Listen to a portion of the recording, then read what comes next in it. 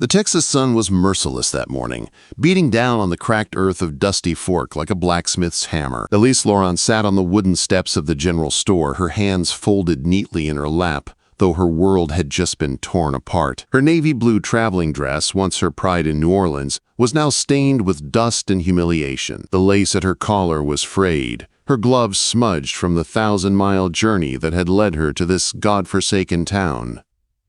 She had come so far, by riverboat to Galveston, then stagecoach across endless miles of prairie, all for a man she'd never met, but had come to believe she knew through his letters.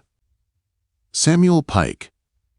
He had written of books, of dreams, of building a home with an educated woman, a partnership of minds he'd promised.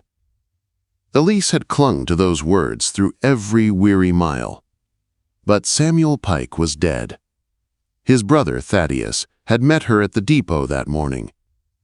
He was tall, hard-eyed, his mouth twisted in a sneer that cut deeper than any blade. "So you're the fancy French girl my fool brother was moony-eyed over," he'd said, his tone dripping with mockery.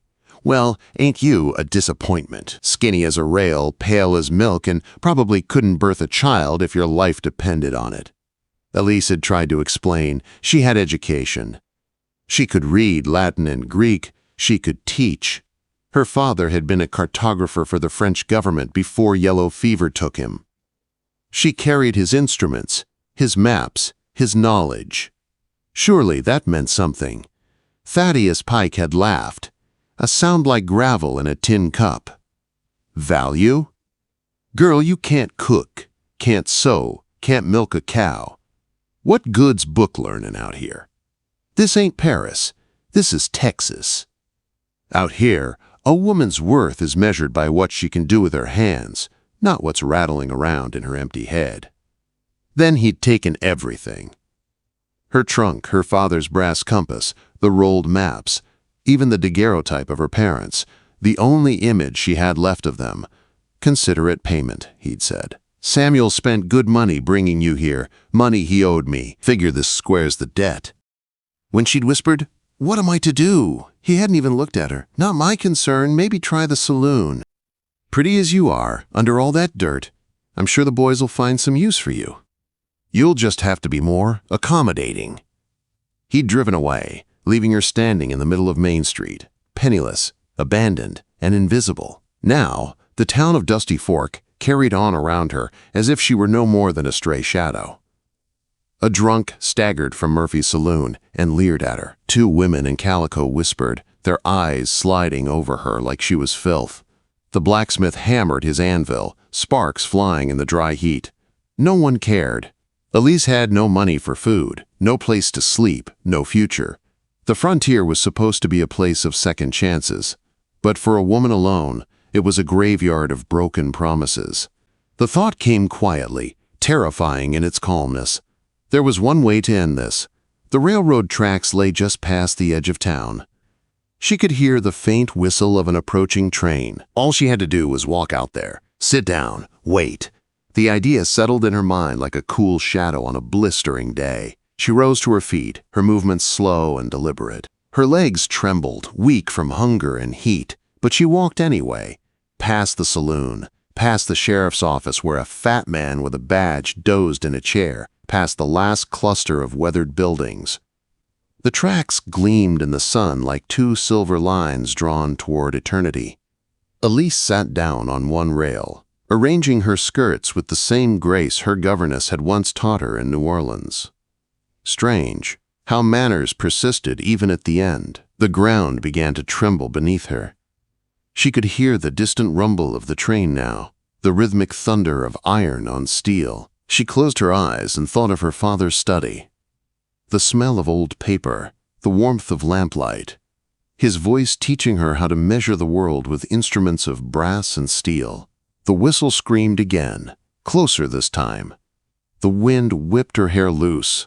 Her heart pounded, but she didn't move. She would see her parents again, perhaps even Samuel.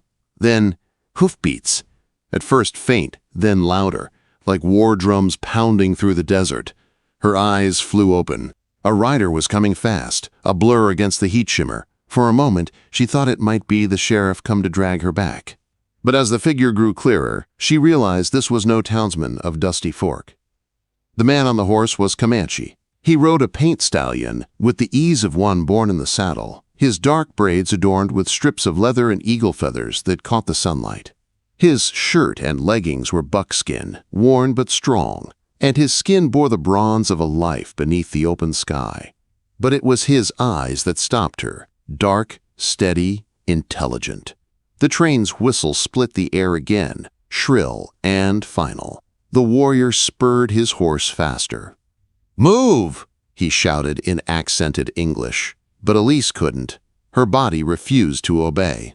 The warrior didn't wait. In a blur of motion, he leapt from his horse, grabbed her around the waist, and yanked her off the tracks just as the locomotive screamed past, a wall of heat and thunder that scorched the air.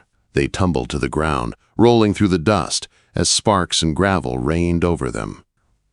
When the last freight car thundered by, the world fell silent again, except for the ringing in Elise's ears and the pounding of her heart. The warrior pushed himself up, brushing the dirt from his hands.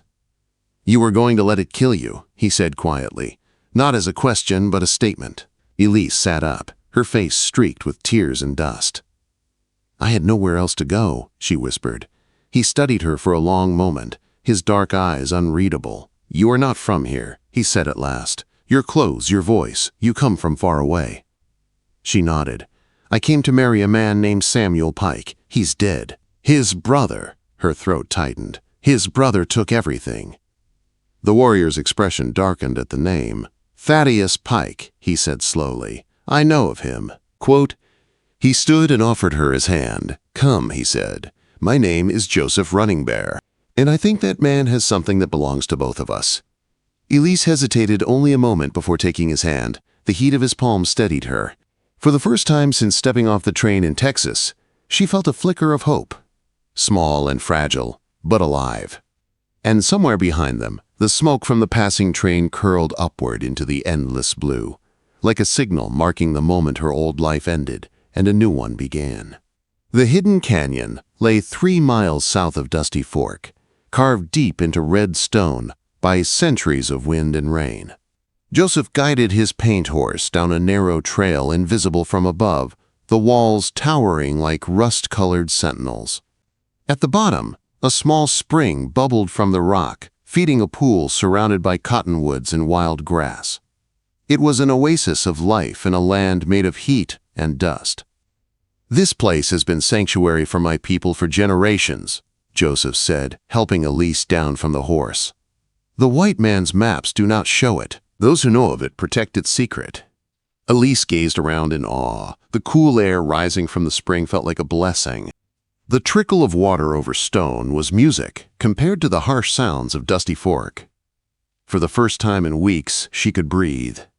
She sank onto a flat rock, clutching the folds of her torn skirt. "I thought I'd reached the end of my life this morning," she said softly. "Now it feels like I've fallen into another world." Joseph removed the bridle from his horse, his movements steady and precise. "You said your father was a cartographer," he asked. "What kind of work did he do?" "Military surveys," Elise replied. "When America bought Louisiana, they needed accurate maps of the land. My father worked with Army engineers, charting rivers, mountains, mineral deposits. He taught me to read the maps and use the instruments. He said knowledge was the only inheritance that couldn't be stolen." She gave a small, bitter laugh. He was wrong about that. Joseph turned to face her. The late sunlight caught his features, revealing strength and calm intelligence. "Tell me about the maps Pike took," he said. Elise closed her eyes, summoning the memory of her father's work. Territorial boundaries drawn by treaty with the tribes, mineral surveys, and railroad route studies. They show where the land is richest and who owns it. Joseph's expression grew dark. "Those routes cut through my people's lands. The northern path crosses territory guaranteed to us by treaty." He crouched beside her, tracing lines in the dust with a stick. "If Pike has those maps, he has the key to everything. Men like him use paper and ink the way others use guns, to steal what doesn't belong to them." Elise looked at him sharply. "You mean He plans to sell them. Quote, "Not just sell them," Joseph said grimly. "He'll make copies, offer them to railroad men, to mining companies, to anyone who pays. He will sell your father's knowledge to destroy my people's home." The weight of his words struck her like a physical blow. "Then we have to take them back," she said, rising to her feet, "before he can sell them." Joseph studied her, the corners of his mouth lifting slightly. "It will be dangerous. Pike surrounds himself with armed men who ask no questions. You're not made for this kind of work." Elise straightened, fire in her eyes. "Mr. Running Bear, I may look delicate, but I've already survived more than Pike ever could imagine. I'm stronger than I appear." Joseph's smile deepened. "Then perhaps we can teach Mr. Pike the true value of what he's taken." By nightfall, they had formed a plan. Pike's mining office on Main Street was small but fortified. He kept 2 guards posted day and night and stored his private papers in a locked back room. The only possible entrance was a narrow window that faced an alley. Elise could fit through it. Joseph could not. He would create a distraction, something loud enough to draw attention away from the office, while she slipped inside to find the maps and records. The next evening, Elise crouched behind a stack of crates in that same alley, her heart hammering. She had spent the day observing Pike's empire. Everywhere she looked, his control was absolute. His men swaggered through town. The sheriff took his bribes openly, and no one dared speak his name without fear. Dusty Fork was a kingdom built on greed. The mining office loomed before her, its windows dark, except for one lamp burning in the back. Somewhere inside those walls lay her father's stolen legacy and the proof of Pike's crimes. A shout broke the night silence from far away, followed by the crash of glass and the crack of a gunshot. Joseph's distraction had begun. Elise waited for the noise to draw the guards off, then crept to the window. It was small, barely 18 inches across, and stood 6 feet off the ground. She stacked 2 crates, climbed up, and worked the latch loose. The window opened silently. Her pulse thundered as she squeezed through, skirts catching on the sill. For a breathless moment, she was stuck halfway, terrified that the noise would bring Pike's men running. Then she wriggled free and dropped inside, landing hard on the wooden floor. The office smelled of cigar smoke and greed. She could see the front room through an open doorway. A desk, filing cabinets, maps pinned to the wall, but it was the smaller back room that drew her. A heavy iron safe, and paper spread carelessly across a second desk. Elise's breath caught. There, in the lamplight, lay her father's leather portfolio. She hurried forward, trembling fingers touching the familiar worn leather. She opened it and found the maps, boundary lines, mineral surveys, treaty markings, all intact. Beside them lay a ledger in Pike's crude handwriting. She couldn't read every line in the dim light, but what she saw made her blood run cold. Lists of payments, names of officials, prices beside the word bribe. It was proof of everything. She began rolling the maps, slipping them into the folds of her dress. She tore out several pages from the ledger, tucking them against her bodice. If they could get these papers to a federal marshal, they could expose Pike's corruption to the world. She had just finished when the front door creaked open. Voices. Boots. "Keeler, check the back room," Thaddeus Pike ordered, his drawl sharp with suspicion. Elise froze. The massive silhouette of Frank Keeler filled the doorway. He peered into the darkened room. Elise crouched behind the desk, holding her breath. The lamp from the front office cast just enough light to outline his shape. And, by some miracle, not hers. After a long pause, he grunted. "All clear, boss. Papers are where you left 'em." Pike's voice carried from the next room. "Good. Tomorrow's going to be a profitable day. I don't want any surprises." Elise dared not move. Every heartbeat felt like an explosion. Then Pike said, "Blow out that lamp. Time to head back to the ranch." The light vanished. The office plunged into darkness. This was her chance. She crept toward the window, every board beneath her foot threatening to betray her. She had just climbed onto the sill when her skirt caught on a splinter. The fabric tore, loud as gunfire in the silence. "What was that?" Keeler barked. "Probably just a cat," Pike said, but his voice was wary. "Check it." Elise didn't wait. With a desperate pull, she ripped free, tumbled through the window, and hit the alley dirt hard. Pain shot through her knees, but she forced herself up and ran, clutching the stolen papers to her chest, as if they were her very soul. Behind her, Pike's shout split the night. "Someone's been in my office! Get the horses!" The alarm spread through Dusty Fork like wildfire. Elise sprinted into the shadows, lungs burning, fear pounding in her veins. But as she rounded the corner, a hand caught her from behind. Strong, steady, familiar. "Joseph." He pulled her close and whispered, "They're coming. Did you get them?" Quote. Elise nodded, gasping. "All of it. The maps, the ledger, everything." Joseph's eyes hardened with resolve. "Then let's make sure Pike never gets them back." He swung her onto his horse, vaulted up behind her, and they rode into the night as Dusty Fork erupted in chaos behind them. Torches blazing, riders shouting, and one furious man swearing vengeance on the woman he'd called worthless. They rode hard through the night, the paint stallion's hooves drumming against the desert floor. Behind them, Dusty Fork burned with anger and torches. The glow faded into the horizon, but Elise knew Thaddeus Pike would not stop hunting them. He would come with every man he had. The air grew cooler as dawn approached.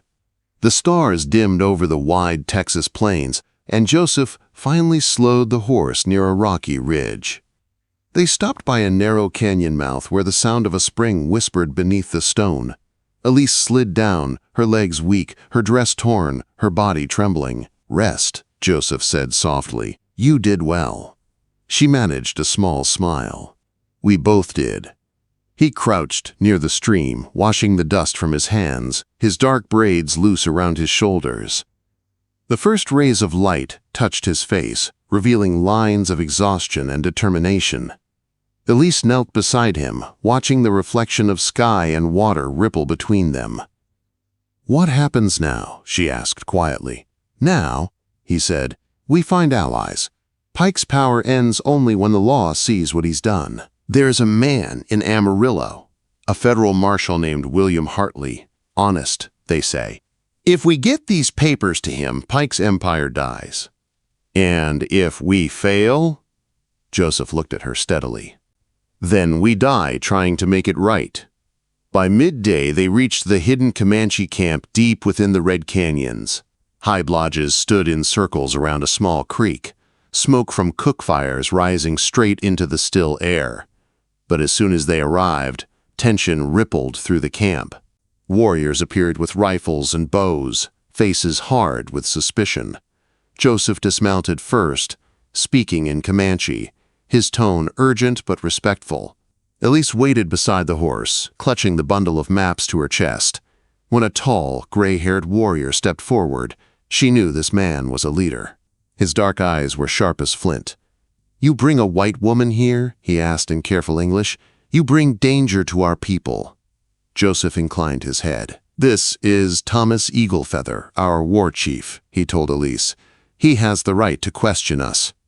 The chief spoke again in Comanche, his voice rising. The others murmured agreement, their eyes on Elise. She didn't understand the words, but she understood the anger. "What is he saying?" she whispered. Joseph hesitated. "He says by bringing you here, I have brought the white man's troubles into our land. He asks why I didn't let you die on the tracks." The words struck like a blow.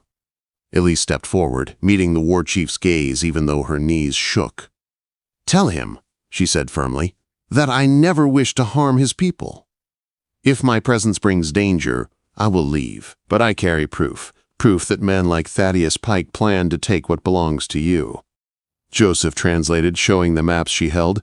The reaction was instant. The warriors leaned in. Even Eaglefeather's stern eyes flickered with interest. An older woman emerged from one of the lodges, her gray hair braided with silver ornaments. The others stepped aside as she approached. "Mary Wise Crow," Joseph murmured, "elder of our council." Wise Crow examined the papers with steady, knowing hands. She traced the lines and markings with the focus of someone who understood maps deeply. When she spoke, her voice was calm but full of weight. "She says these maps prove what they feared," Joseph translated. The railroad plans to cut through treaty lands. The white men lie again. But she also says having proof is not enough. The white courts may not listen. Then what must we do? Elise asked. Joseph listened as Wise Crow spoke again, her tone firm but not unkind. She says the only way is to become a witness, to take the truth to a man who cannot ignore it. Marshall Hartley. Eagle Feather crossed his arms. Pike will come for her. He will come for all of us. She knows, Joseph replied, but she is willing. Elise stepped closer. I am. I'll see this through. The war chief studied her for a long moment, then gave a slow nod. You fight like a warrior, he said finally, even if you look like a fragile bird. Wise Crow smiled faintly. Then she shall have a name among us, woman who steals justice. The camp murmured approval. Elise bowed her head in gratitude, tears burning her eyes. For the first time, she was not just surviving. She was part of something larger, something right. The journey to Amarillo was long and merciless. 2 young warriors, Swift Arrow and White Wolf, guided them across canyons and dry plains. They rode by starlight, slept beneath cold skies, and drank from springs known only to the Comanche. On the 3rd day, they found refuge at a small ranch, the home of Martha Hayes, a widow who had lost her husband to Pike's men. She hid them in her root cellar when riders approached, standing fearless before Pike's hired guns who came asking questions. You seen a white woman traveling with an Indian? One of the men demanded. Martha held his stare. I've seen the wind blow and the sun rise. Haven't seen anyone else. They left without finding them, and Martha pulled open the cellar hatch. You 2 are fighting the devil himself, she said. But if anyone deserves to win, it's you. Before they left, she handed Joseph a hand-drawn map. My husband made this. It shows the old Apache trails to Amarillo. Stay off the main roads. Pike's men won't find you if you keep east. Her courage stayed with Elise long after the ranch faded behind them. 3 days later, under a punishing sun, Amarillo shimmered on the horizon. A real town, solid and alive. Civilization, though Elise wasn't sure she trusted that word anymore.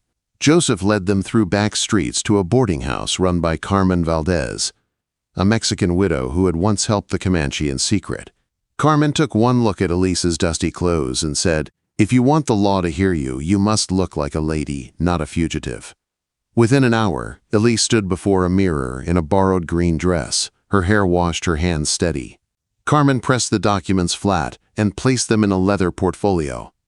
Walk tall, she said. You carry truth. Let it speak for you. Marshal William Hartley's office smelled of ink, leather, and justice. The man himself was calm, with sharp blue eyes and gray at his temples. He listened quietly as Elise laid out her father's maps and Pike's ledger pages. These are official survey documents, he said slowly, and these records prove bribery and fraud. Yes, Elise said, voice trembling but proud. Pike has stolen from the government, the railroads, and from your own treaties with the tribes. He said I was worthless, but I know the worth of truth. Hartley leaned back, regarding her with quiet respect. Miss Lauron, you've done more for justice than most men in this territory. I'll see that this reaches Washington. Within days, federal agents spread across the land. Pike's empire began to crumble. He was arrested in his own ranch house, raging like a trapped beast as they bound his hands. The trial in Amarillo lasted 3 days. Elise testified, her voice clear as a church bell, telling the court how Pike had stolen her father's work and nearly driven her to death. Joseph stood beside her, explaining how Pike's greed had nearly destroyed his people. The jury needed no convincing. Pike was found guilty on all counts: fraud, conspiracy, bribery, treaty violations, and sentenced to 20 years in federal prison. Months later, the frontier began to change. New laws were written, the Comanche lands protected once more, and the railroads forced to follow honest routes. Elise was offered a position as a territorial surveyor working under Marshal Hartley's commission. One evening, as the sun sank behind Amarillo's rooftops, Joseph stood beside her on the porch of the boarding house. The air smelled of rain and fresh-cut wood from the growing town. Do you ever regret leaving your old life? He asked. Elise smiled softly. No. I came here to marry a man I'd never met. Instead, I found purpose and someone who believes in me." Joseph's hand found hers, warm and sure. "The governor plans a ceremony next month," he said, "to honor those who brought justice to this territory. They'll want you there." "I'll be there," she said, "if you'll stand beside me." "I wouldn't be anywhere else." Quote, "When they married in the small Amarillo church that spring, the pews were filled with faces from every walk of frontier life: soldiers, settlers, Comanche warriors, Mexican ranchers. Marshall Hartley walked Elise down the aisle. Carmen Valdez wept openly in the front row. And as they stood together, the mail-order bride and the Comanche warrior, the town that had once belonged to men like Pike now rose to its feet to honor them. Elise Lauron, once called worthless, had changed the fate of a territory and proved that courage, not blood or birth, defines a person's worth. In the years to come, her maps would hang in the surveyor's office in Amarillo, symbols not of stolen land, but of justice reclaimed and a love that crossed every boundary.